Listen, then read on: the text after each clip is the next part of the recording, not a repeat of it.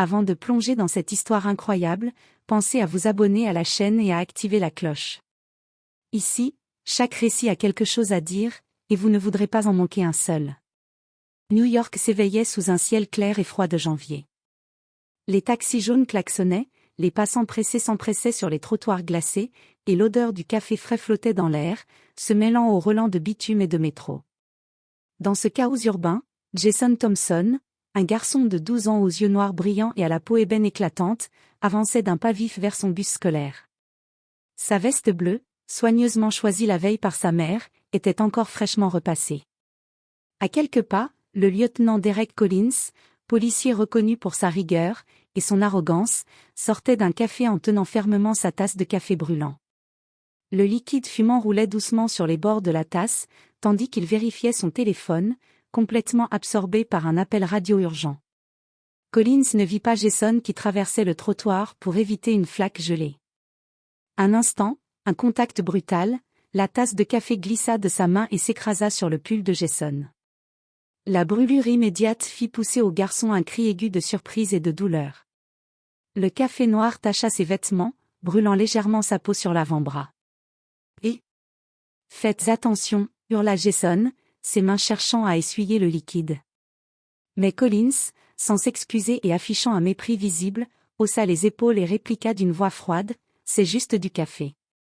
Apprends à faire attention, gamin. » Jason recula, choqué et humilié, ses joues rougies par la douleur et la colère. Ses yeux scrutèrent l'homme qui venait de le toucher avec une indifférence totale. C'était un geste ordinaire pour Collins, mais pour Jason, c'était une humiliation publique. Ce que Collins ignorait, c'est que Jason n'était pas un enfant ordinaire. Derrière sa jeunesse innocente se cachait un secret que personne dans la rue ne pouvait deviner. Jason était le fils du président des États-Unis, William Thompson. Et ce simple incident, insignifiant pour la plupart, allait déclencher une tempête de conséquences que Collins n'aurait jamais pu imaginer. Alors que Collins s'éloignait, inconscient de l'orage qu'il venait de provoquer, Jason, le regard brûlant, serra les poings. Ce n'était que le début. À la Maison-Blanche, le soleil filtrait à travers les hautes fenêtres de la résidence présidentielle, illuminant les couloirs décorés de portraits historiques. William Thompson, président des États-Unis, terminait une réunion matinale quand son chef de cabinet entra précipitamment, un dossier à la main. « Monsieur le Président, il y a eu un incident dans Manhattan, un policier aurait renversé du café sur un enfant, annonça-t-il, avec une pointe de nervosité. » William fronça les sourcils. Son instinct paternel prit immédiatement le dessus. Il connaissait la ville, il savait que la police faisait parfois preuve de négligence, mais ce n'était pas seulement un acte maladroit, il y avait quelque chose de plus dans le ton du rapport. « Un garçon. » répéta William, ses yeux se durcissant. « Vous avez le nom de l'enfant ?» Le chef de cabinet ouvrit le dossier. Une photo tombée d'un téléphone montrait un adolescent trempé de café, le visage crispé de colère et de douleur. Le policier se tenait à quelques pas, regardant ailleurs, indifférent. William regarda attentivement le garçon, et reconnut immédiatement son fils Jason. Le sang du président ne fit qu'un tour. « Jason » s'exclama-t-il, incapable de cacher sa colère. Jason, de son côté, était rentré chez lui, trempé et frustré, tenant son pull taché contre sa poitrine. Il avait pris une photo de l'officier et de son badge avec le téléphone qu'il avait trouvé dans la poche de sa veste. Il s'empressa de montrer l'image à son père dès qu'il arriva à la Maison-Blanche. William sentit une vague de colère mêlée de fierté. Sa vie de président lui avait appris à gérer les crises politiques et les scandales, mais cette fois-ci, c'était personnel. Il posa une main sur l'épaule de son fils.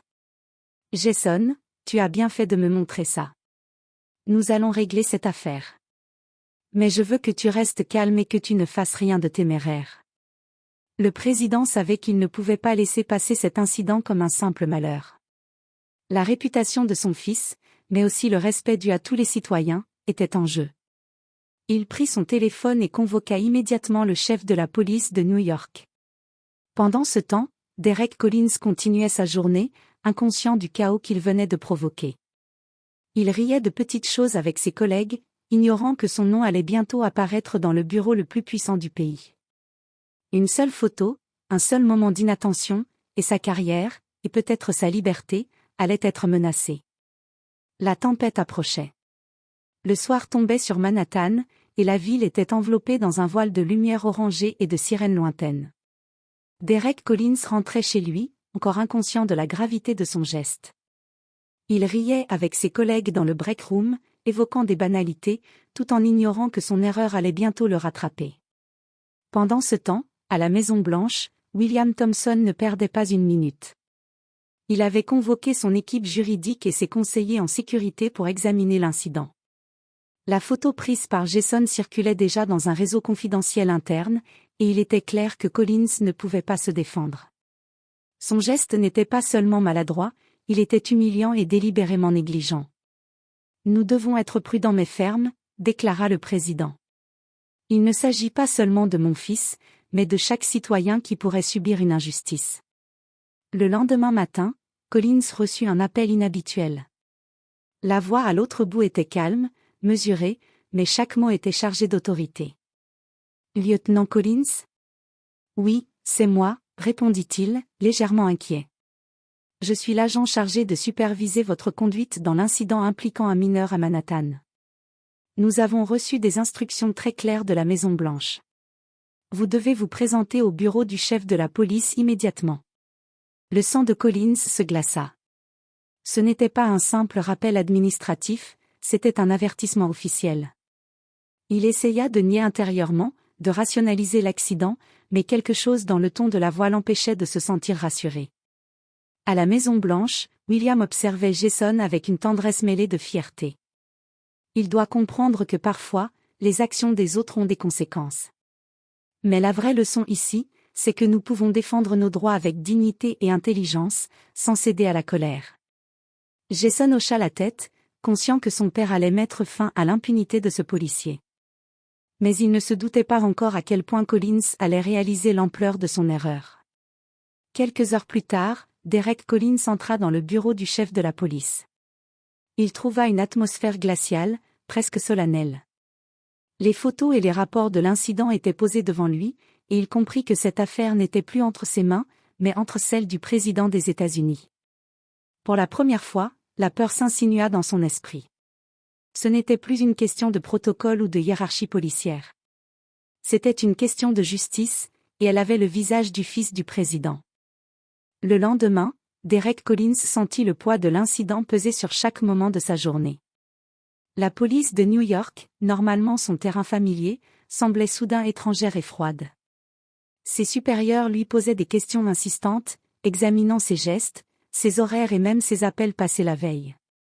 Chaque mot qu'il prononçait était noté, analysé, et rien ne pouvait masquer la gravité de ce qu'il avait fait. Collins, qui avait toujours pensé qu'un simple geste maladroit dans la rue passerait inaperçu, commençait à réaliser qu'il avait sous-estimé Jason, et surtout William Thompson. Il entendit bientôt que l'affaire avait attiré l'attention directe du président.